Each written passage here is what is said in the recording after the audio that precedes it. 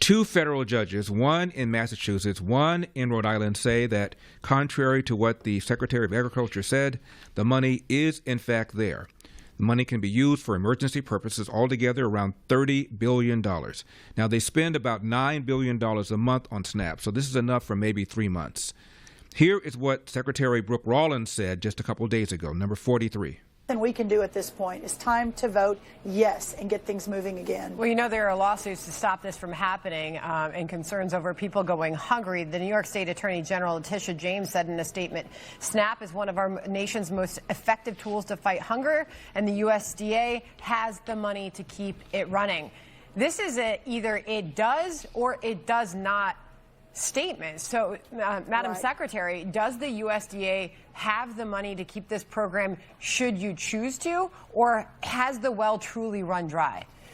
100% unequivocally, USDA does not have the $9.2 billion that it would require. There's not just pots of $9.2 billion sitting around. And what's particularly rich about New York saying that, or California, or any of these other blue states that have filed the lawsuit that say, oh no, we're going to go, you guys, USDA, go find the money, is it's their very friends, partners, colleagues, Democrat elected officials that continue to vote over and over again to keep the government closed. Again, shame on them. I cannot begin to understand what they're thinking. Even their own union, right? Even their own federal government employee union, I don't know the exact name, is urging their own Democratic leaders to open the government back up. Listen, Chuck Schumer's getting paid. Alexandria Ocasio-Cortez is getting paid, but our air traffic controllers not getting paid. Our food stamp recipients are not going to get their benefit beginning Saturday. Our law enforcement, those that are keeping us safe, not getting paid. It's just, it's unbelievable, and I've never seen anything like this. It's surely they're going to change their mind and vote to open any day now. American Federation of Government Employees is the union that's imploring the Democrats to sign a clean CR. It doesn't look like the Democrats are going to take the advice, though. Now, again, two judges, one in Rhode Island, one in Massachusetts, say that the money is in fact there. According to the Epoch Times, the USDA has two separate sources of emergency cash, one worth $5 billion earmarked for, quote, natural disasters and other uncontrollable catastrophes, close quote, and another $23 billion recently diverted from tariff revenue. The judges say this constitutes an emergency, and therefore the administration should use the money for that purpose. Here's what I think. I don't know whether or not the administration is appealing these judges' rulings. I would recommend that they not. How's that going to look? You have judges saying you have the money, we're going to appeal this, and have a judge say, well, you really don't have the money. Meanwhile, people are going without their benefits. There's only, as I said, if you look at the funds and the amount of money that SNAP spends every month, you're talking about enough money for just 3 months. And that does not include WIC, women, infant, and children, or military, or the other things, air traffic controllers, and the other things that go into a shutdown. So you still have a shutdown. But at least you don't have this short-term pain of people going without their food stamps right away, starting on tomorrow. But beyond that,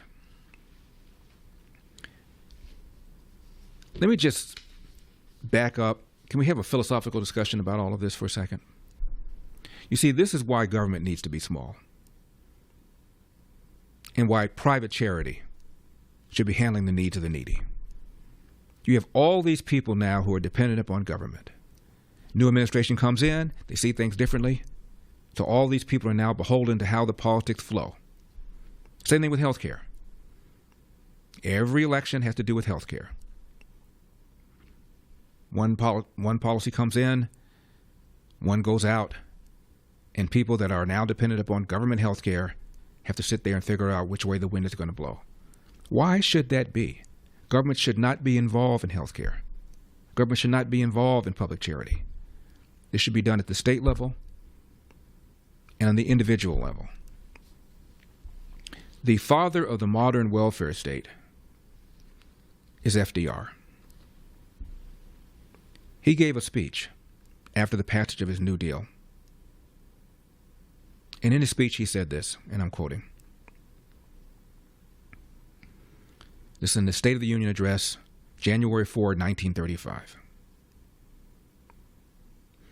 The lessons of history, confirmed by the evidence immediately before me, show conclusively that continued dependence upon relief induces a spiritual and moral disintegration fundamentally destructive to the to the national fiber.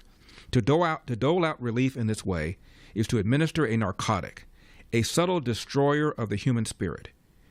It is inimical to the dictates of sound policy. It is a violation of the traditions of America. The federal government must and shall quit this business of relief. End of quote. And of course, we never did. And the Great Society in the mid-60s took it on to another level. There was an article in the LA Times back in 2008 asking people on welfare whether welfare was a crutch that made you more dependent or whether it was a stepping stone towards self-sufficiency. More said crutch than they said stepping stone to self-sufficiency. Who do you think knows better? For full shows, live and on demand, it's Salem News Channel.